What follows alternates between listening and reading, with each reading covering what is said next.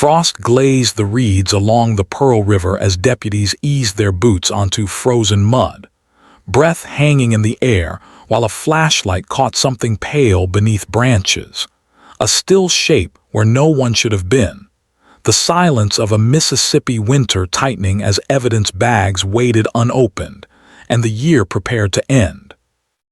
If you like stories like this, make sure to subscribe and like the video.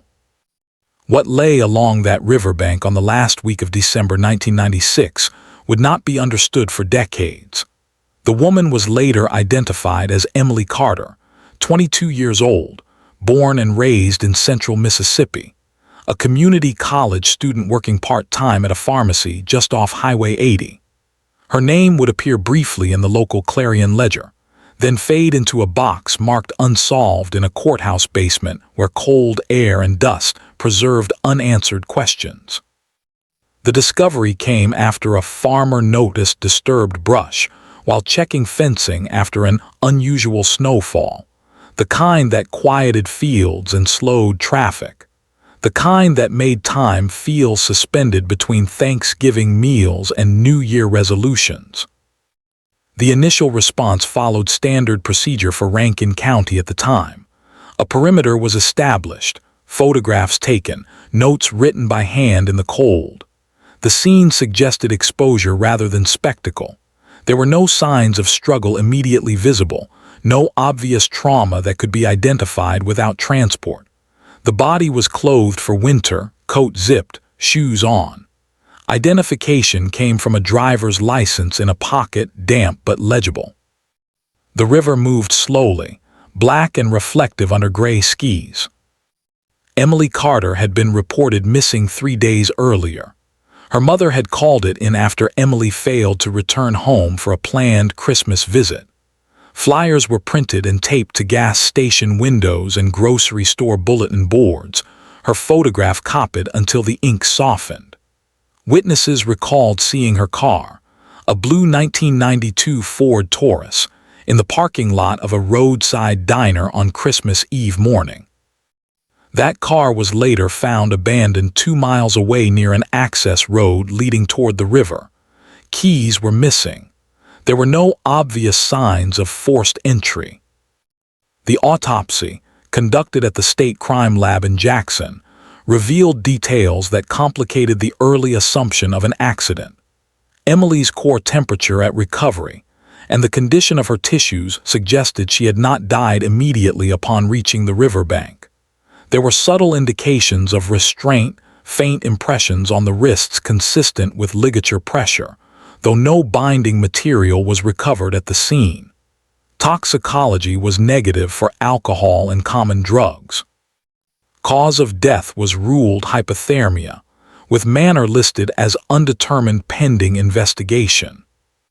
Investigators began reconstructing Emily Carter's final days. She had worked a closing shift the night before Thanksgiving and planned to save extra money for spring classes.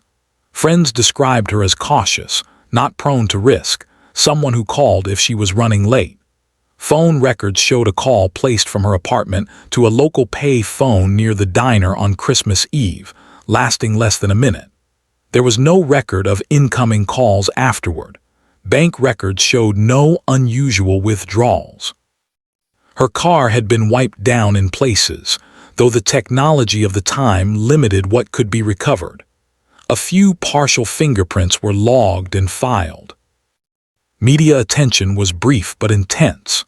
The idea of a young woman found dead during the holidays unsettled the area, particularly among older residents who remembered quieter times and locked doors becoming necessary. Thanksgiving that year had been cold and damp, and by New Year's Eve, churches included prayers for the Carter family. The sheriff held a press conference emphasizing there was no known threat to the public, a statement based more on hope than evidence. Early suspects included a former boyfriend who lived out of state, a co-worker who had offered Emily a ride weeks earlier, and a drifter known to camp near the river. Each lead was pursued and documented. Alibis were checked against time cards, bus tickets, and witness statements. Nothing held. The drifter had left Mississippi before Christmas. The co-worker was working a double shift the day Emily disappeared. The former boyfriend provided phone records placing him hundreds of miles away. As winter turned to a wet spring, the case slowed. Files grew thicker then still. The evidence was boxed and stored. Emily Carter was buried in a small cemetery near her hometown, her grave marked by dates that felt incomplete. Life moved on. The diner repainted. The river flooded and receded. Detectives retired. New cases took precedence. The cold case designation came quietly. It meant no more active leads, only periodic reviews when time allowed. For the Carter family, it meant years of silence punctuated by occasional calls from investigators asking the same questions. Each Thanksgiving reopened the wound. Each new year passed without answers. What no one could know in 1996 was that a piece of evidence collected in the cold would eventually matter. A scrap of fabric fiber recovered from Emily's coat, logged and forgotten, would later be compared using technology unavailable at the time. A partial fingerprint, smudged and incomplete, would sit in a database waiting for a match that did not yet exist. The town itself changed. A new courthouse was built. Old files were moved, sometimes mislabeled. Yet the story lingered among those who remembered the winter when snow fell in Mississippi and a young woman did not come home. The roads she traveled were still there, lined with pines and aging billboards. The river still ran dark in December. By the early 2000s, Emily Carter's case was mentioned only occasionally, usually by older men at coffee counters who remembered reading about it in the paper while planning holiday trips. It became a measure of time, a reminder of how quickly certainty could vanish. Law enforcement would later describe the early investigation as thorough by the standards of the era, constrained by resources and tools. The turning point would come years later, long after the community had resigned itself to not knowing. But in 1996, as deputies finished their work by the river and the sun slipped behind bare trees, there was only the weight of an unfinished story. Evidence was sealed. Reports were filed. The year ended with no arrest, no explanation, only the quiet resolve that someday, somehow, the cold would give up what it had taken. In the years immediately following Emily Carter's death, the investigation settled into a pattern familiar to many law enforcement agencies across the American South during that period. The physical evidence was cataloged and stored, paper files were reviewed when staffing allowed, and the case was periodically reassigned as detectives transferred or retired. Rankin County's records show that between 1997 and 2004, the file was formally reopened 6 times, each review prompted by a tip or a change in personnel rather than new evidence. Those tips followed a predictable rhythm. Around Thanksgiving and again near New Year's Day, calls would come in from residents who believed they remembered something overlooked. A pickup truck seen idling near the diner, a man arguing on the shoulder of the road, a voice heard in the cold darkness along the river. Each report was logged, evaluated, and compared against the established timeline.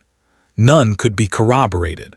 Patrol logs from Christmas Eve showed no unusual stops. Traffic cameras were limited and grainy, offering no usable detail. The diner's owner had long since discarded the guest sign and sheet kept near the register. Emily Carter's car remained one of the central unanswered elements. Forensic technicians in 1996 collected fibers from the interior, swabbed the steering wheel, and photographed the trunk. No blood or bodily fluids were detected. The vehicle had not been reported stolen, and there was no sign it had traveled beyond the short distance between the diner and where it was found. Investigators believed the car had been deliberately relocated to delay discovery, a decision suggesting familiarity with the area rather than random movement. Interviews with Emily's friends painted a consistent portrait. She was cautious, methodical, and not known to meet strangers impulsively. She kept her schedule written on a calendar pinned to her kitchen wall. That calendar stopped abruptly on December 24th, a square marked only with a note to drive home before dark. Her apartment showed no sign of disturbance. Dishes were washed. The thermostat was turned down. Nothing appeared packed for a trip longer than a day. The autopsy report, reread years later, raised additional questions. The medical examiner had noted minor abrasions inconsistent with a simple fall. They were not dramatic, not the kind that demanded immediate conclusions, but they suggested contact with rough surfaces. There was also an absence of defensive injuries, a detail that could indicate compliance or incapacitation. The report concluded that hypothermia was the mechanism of death, but stopped short of calling it accidental. By the late 1990s, the Carter family pressed for renewed attention. Emily's father, a retired electrician, wrote letters to the sheriff and to state officials. He attended county meetings and spoke quietly with reporters when anniversaries approached. His appeals emphasized procedure rather than emotion, asking that evidence be preserved and periodically retested as technology improved. Those letters were placed in the file, some with handwritten notes acknowledging receipt. Technology did improve, but slowly. Fingerprint databases expanded. DNA analysis became more sensitive, yet many cold cases remained untouched due to funding and prioritization. In Mississippi, resources were often directed toward active violent crime rather than unresolved deaths ruled undetermined. Emily Carter's case remained in limbo, referenced occasionally in training materials as an example of thorough initial work without resolution. A shift occurred in 2012 when the Mississippi Bureau of Investigation initiated a statewide cold case review program. The aim was to identify cases with preserved evidence suitable for modern testing. Emily Carter's file was flagged because of the retained fibers and partial fingerprints. The boxes were retrieved from storage, their contents inventoried again under fluorescent lights far removed from the winter riverbank. The fiber in question had been collected from the interior lining of Emily's coat, a synthetic blend not commonly used in her own clothing. In 1996, it could only be described and compared visually. In 2013, it could be analyzed for manufacturing origin. The partial fingerprint, once considered insufficient, was scanned into an updated system capable of matching smaller data points. As the review progressed, investigators reconstructed the timeline with fresh eyes. Emily was last confirmed alive at the diner at approximately 9:30 in the morning. Weather reports showed temperatures dropping rapidly that afternoon, with an unusual cold front moving through central Mississippi. Sunset came early. Hypothermia could develop within hours under those conditions, particularly near water. Witness interviews were repeated where possible. Some individuals had moved away or passed on. Others recalled details differently after so many years. One former diner employee mentioned a man she remembered only because he paid in cash and seemed impatient. She could not describe his face clearly, but she remembered a work jacket with a company logo partially obscured by wear. That detail aligned with something buried in the file. In 1996, a delivery driver for a regional electrical supply company had been questioned briefly because his route included Highway 80. He reported no interaction with Emily Carter and was released without further scrutiny. His name, however, remained on a list of individuals known to be in the area that day. When the fingerprint analysis returned in 2014, it did not produce an immediate match. The fiber analysis, however, narrowed the material to a specific manufacturer supplying uniforms to industrial contractors in the southeastern United States. Investigators cross-referenced that information with employment records from companies operating near Rankin County in the mid-1990s. One company stood out because of a workforce turnover that coincided with the time of Emily's death. Personnel files showed that an employee named Thomas Reed had been terminated in early 1997 for repeated policy violations. Reed had worked as a delivery and maintenance technician, driving routes that included the diner and the access road near the river. Reed had left Mississippi shortly after his termination. For years, he lived in neighboring states, working similar jobs. His criminal record was minimal, consisting of traffic offenses and a misdemeanor trespass charge. There was nothing that would have drawn attention in 1996. In 2015, however, Reed was arrested in another state on an unrelated charge, and his fingerprints were entered into the national database. The match came quietly. A partial fingerprint lifted from Emily Carter's car door handle matched Reed's right index finger with a high degree of probability. It was not conclusive on its own, but it was enough to reopen the case formally.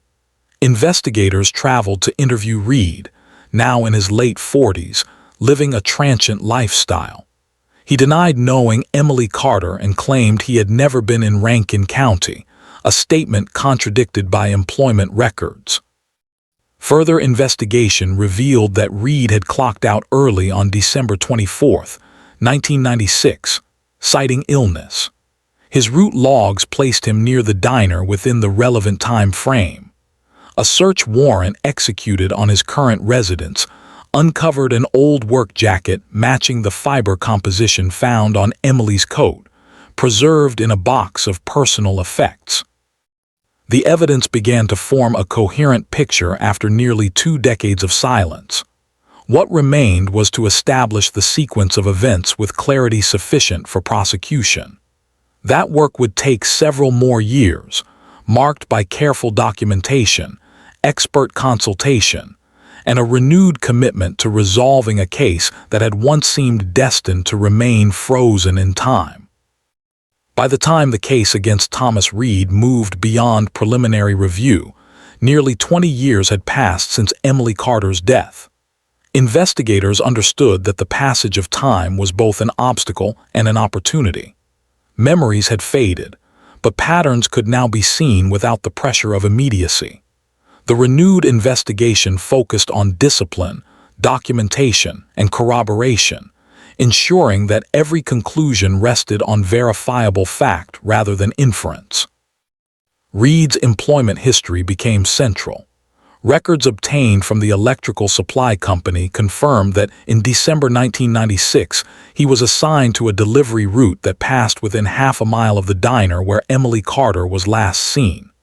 His truck logs showed a deviation that morning, an unexplained gap of nearly 90 minutes between scheduled stops.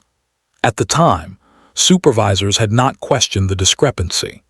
In the context of the reopened case, it gained new significance. Investigators revisited the abandoned Ford Taurus with modern forensic tools. Portions of the vehicle had been preserved in storage, including the steering wheel cover and interior door panels. Touch DNA analysis was conducted on surfaces that had been inconclusive in the 1990s. The results revealed a mixed profile. Emily Carter's DNA was present, as expected. A second contributor, male, was detected in sufficient quantity to develop a partial profile. That profile did not immediately identify Reed, but it was consistent with the fingerprint match, and added weight to the theory that someone else had been inside the car shortly before it was abandoned. The absence of forced entry remained important. Investigators concluded that Emily likely allowed the individual access voluntarily, either recognizing him or perceiving him as non-threatening. Attention returned to witness statements. The former diner employee who recalled the impatient man was interviewed again, this time shown a photographic lineup including Reed's image from the mid-1990s. She could not make a positive identification, but she noted similarities in build and posture. Her uncertainty was documented carefully, avoiding overstatement. Financial records added another layer.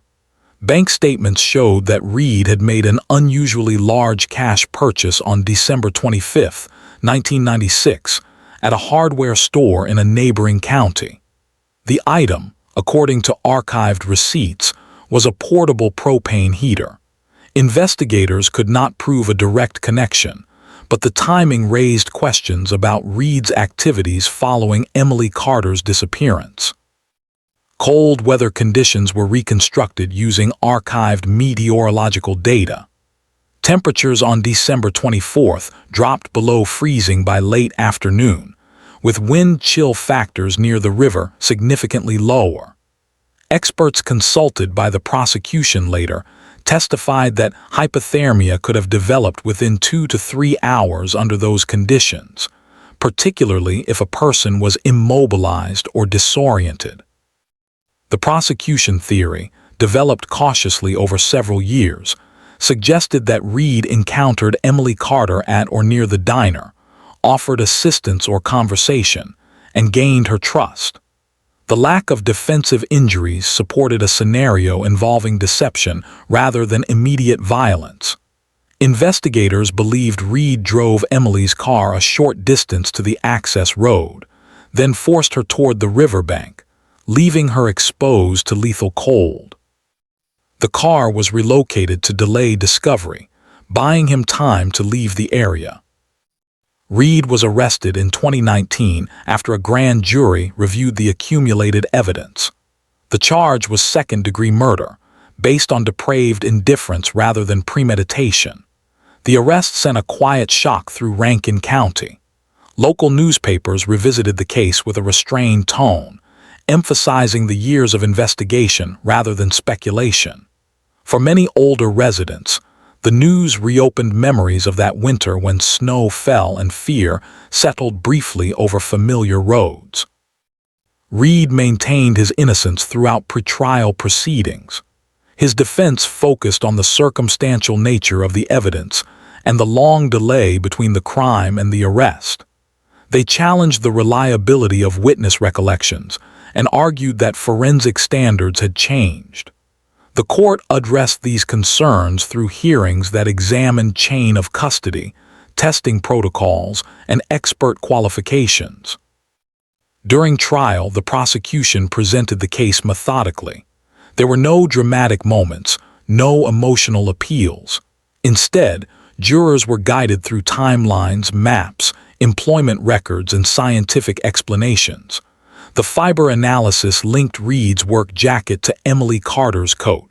The fingerprint placed him at her car. The route logs placed him in the area. The weather data explained the mechanism of death.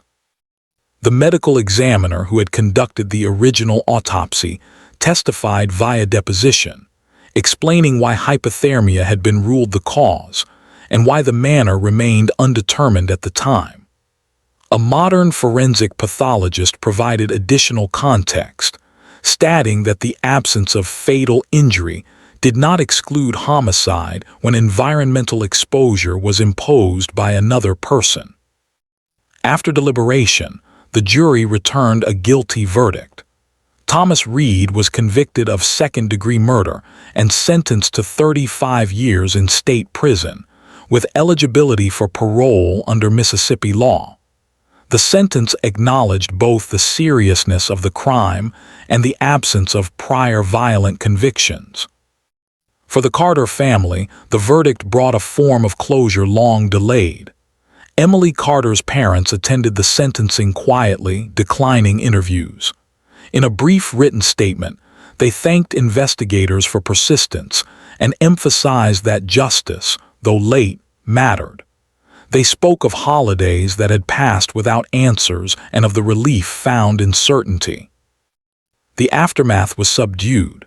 There were no memorials beyond those already in place, no renewed media frenzy. The diner where Emily was last seen had changed owners twice. The river continued its slow passage through winter and spring. In the courthouse basement, Emily Carter's file was finally marked closed, its contents preserved not as an unsolved mystery but as a record of resolution. For law enforcement, the case became an example cited in training on the value of evidence preservation and cold case review.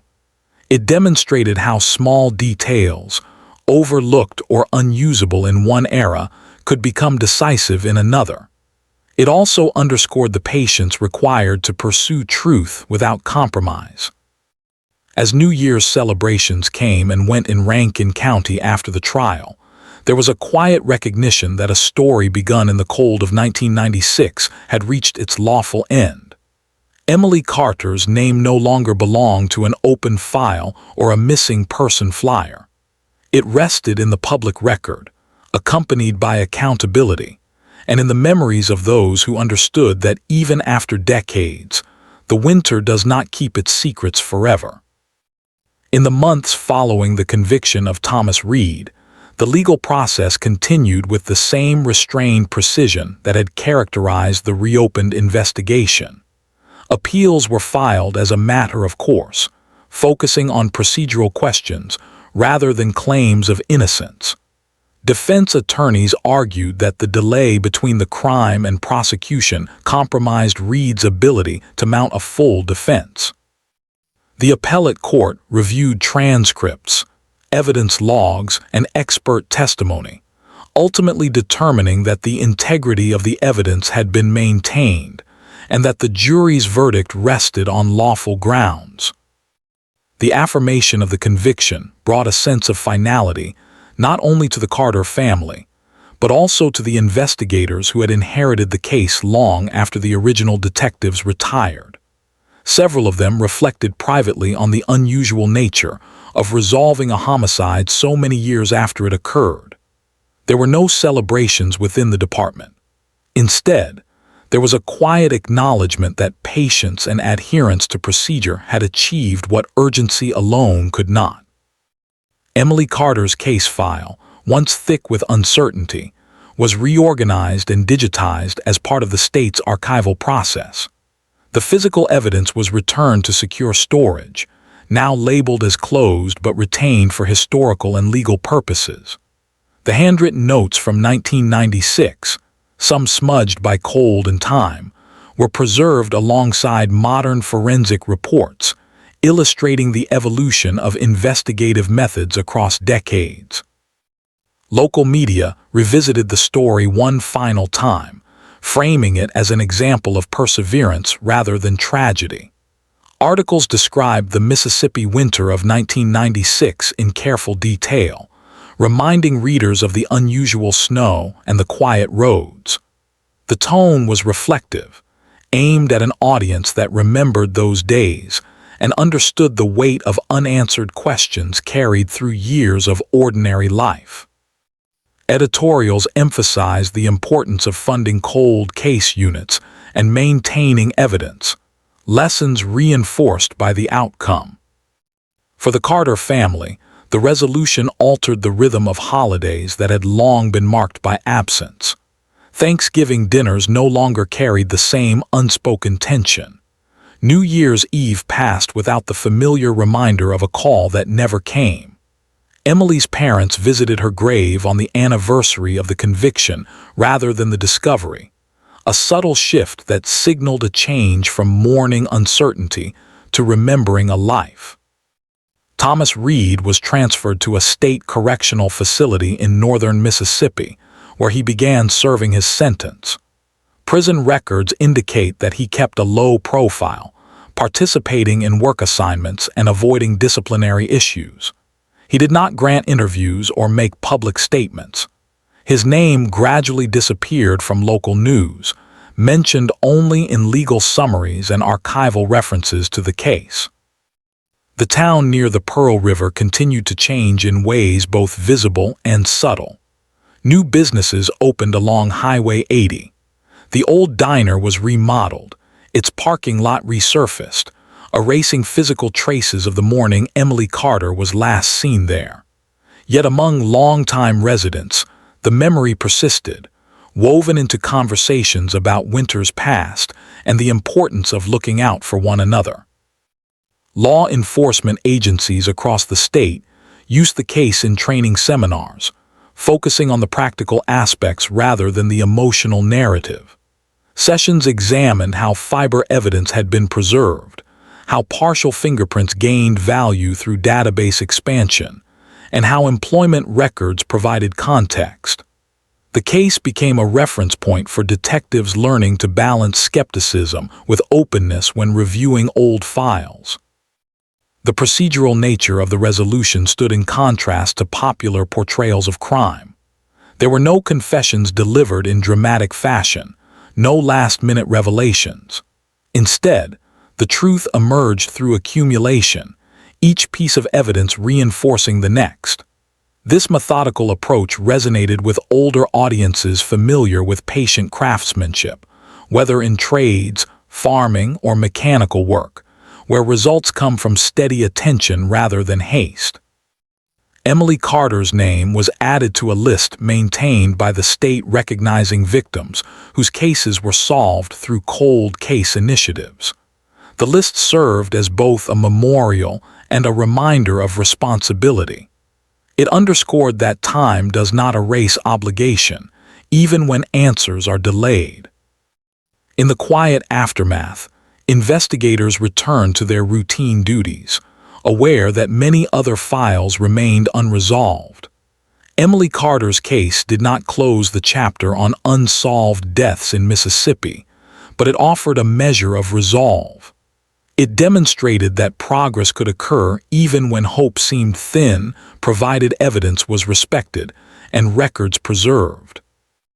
The winter season continued its cycle. Each year brought colder days, occasional snow, and the familiar transition from Thanksgiving gatherings to New Year reflections. Along the Pearl River, the reeds still froze under early morning frost. The landscape remained unchanged in many ways, indifferent to human timelines. Yet the story attached to that place had shifted from mystery to record, from speculation to established fact.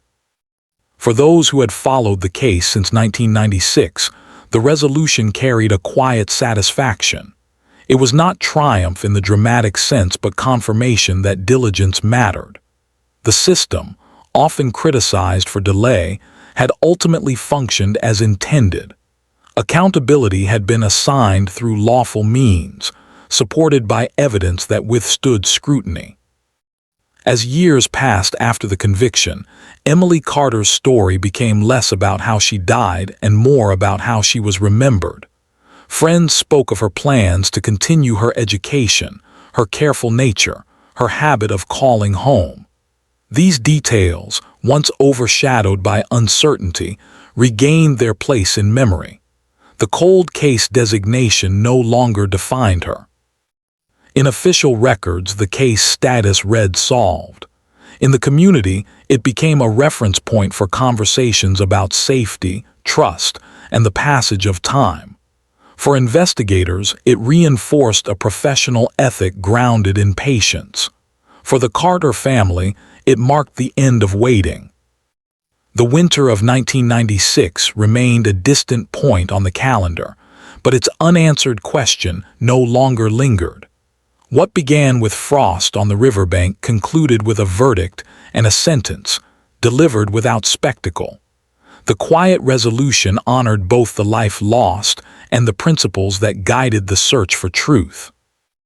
In the years after Thomas Reed was sentenced, the case of Emily Carter settled into a quieter place within Mississippi's legal and civic memory.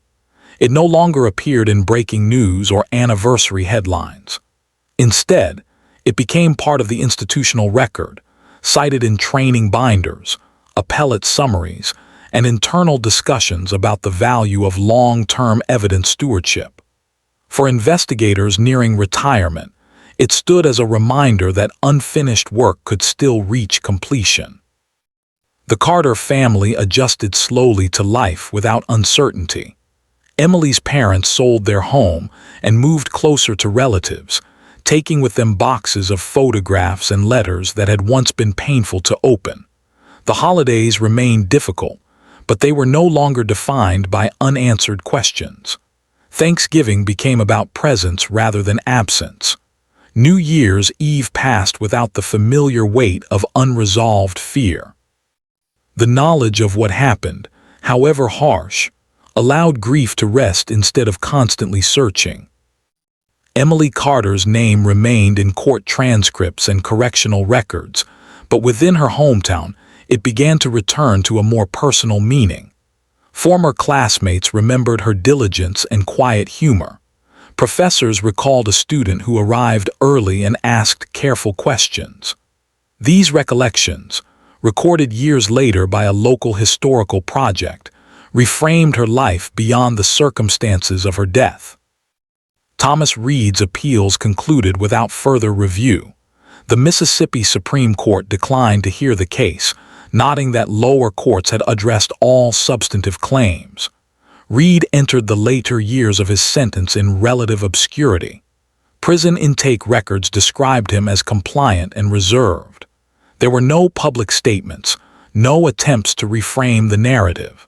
The legal outcome remained fixed, supported by evidence and affirmed by review.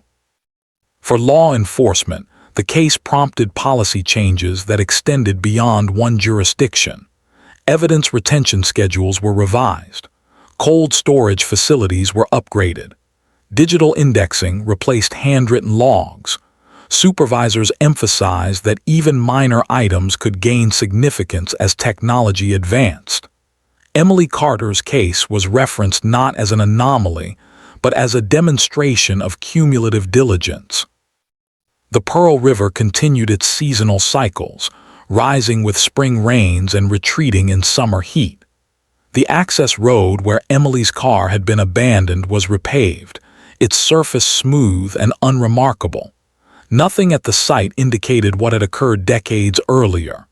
Yet within county records, the location remained precisely documented, a coordinate tied to a specific morning in December. Local journalists occasionally received letters from readers thanking them for restrained coverage. Many of those readers were older men who had followed the story quietly since 1996, men who understood patience through long careers and gradual change. They recognized the case not as entertainment, but as a testament to procedural endurance. The absence of spectacle was part of its credibility. The state's cold case unit expanded in the years following the conviction, aided by federal grants and public support. Analysts reviewed dozens of files using the same disciplined approach.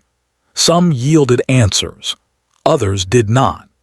Emily Carter's case did not promise universal resolution, but it offered a model grounded in realism rather than expectation.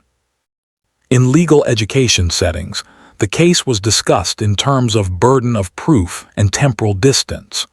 Students examine how circumstantial evidence, when layered and corroborated, could meet standards even decades later.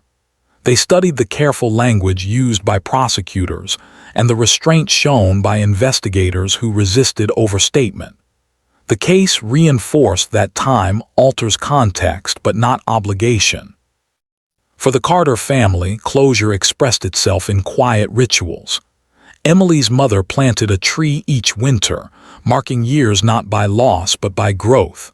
Her father continued writing letters, though now they were directed toward advocacy for victims, families navigating long investigations.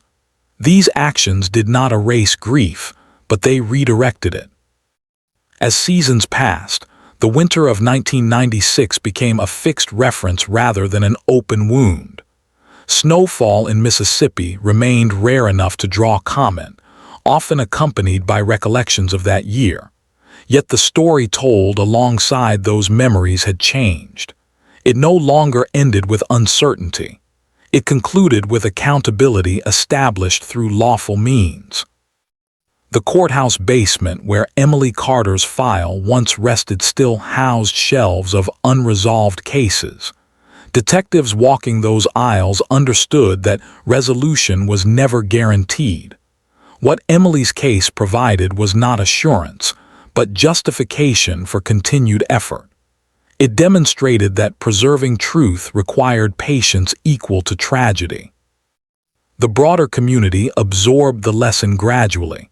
Conversations about safety shifted from fear to awareness. Trust was discussed with nuance rather than assumption. Parents spoke to daughters about caution without invoking panic. These changes were subtle, embedded in daily life rather than policy statements. By the time 2 decades had passed since the conviction, Emily Carter's case was referenced less frequently. When it was, it served as an example of how systems could function as intended, even under strain.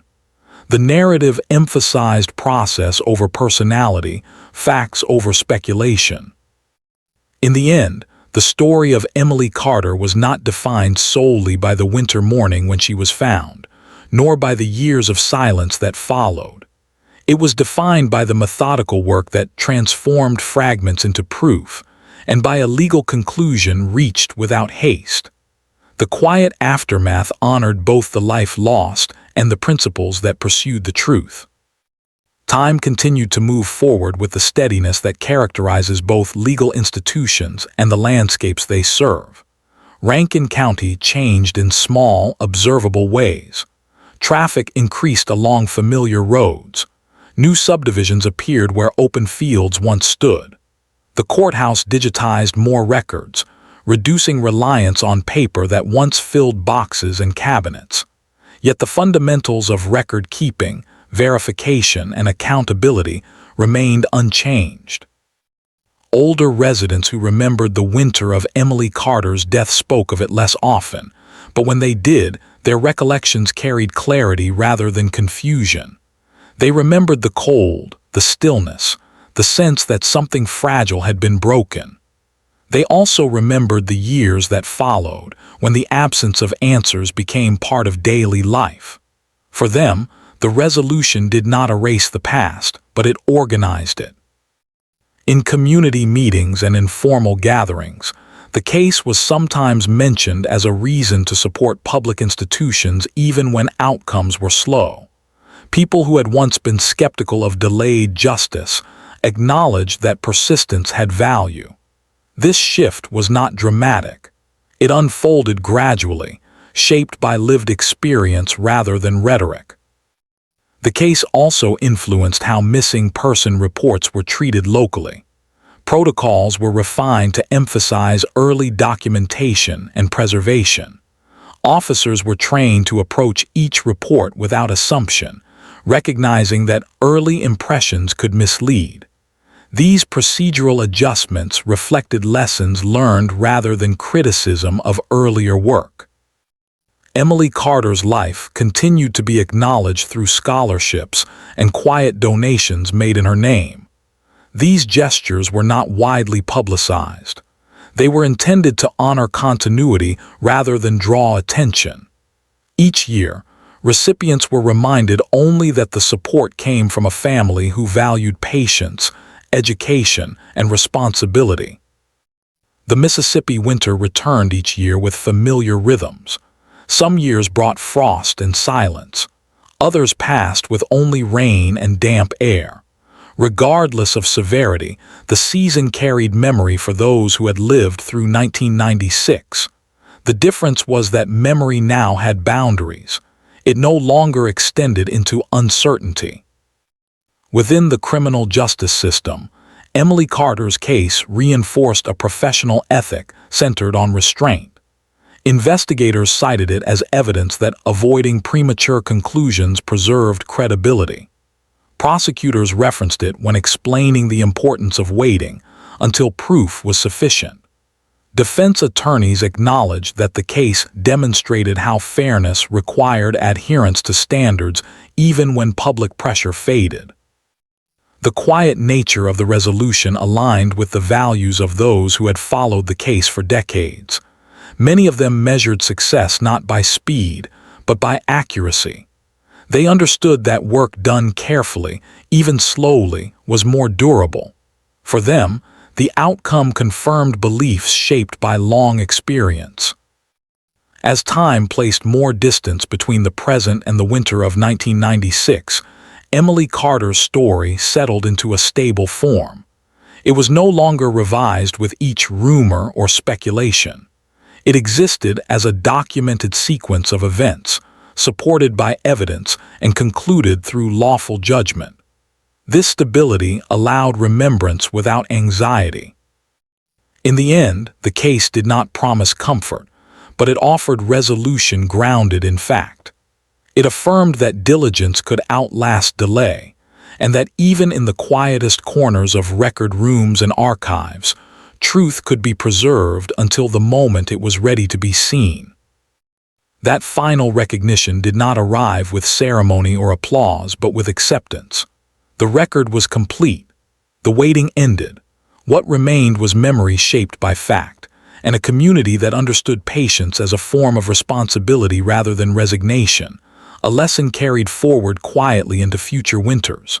It stood as proof that time itself could be challenged by care, structure, and resolve, without urgency, spectacle, or compromise of truth and law. Over decades without forgetting.